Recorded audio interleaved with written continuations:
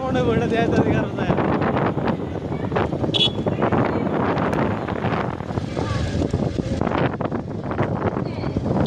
গাড়ি সব পর্যটক যাইতাছে ওরা লাগে গাড়ি করে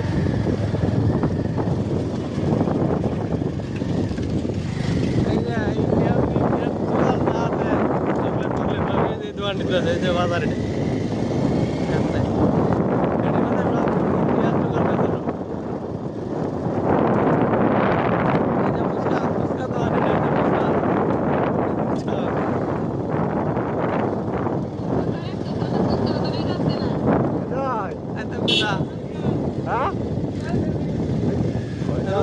নেত্রকোনা যায় বাবার শাহিন মামা বলতেছিল কাগজপাতি জমা দিব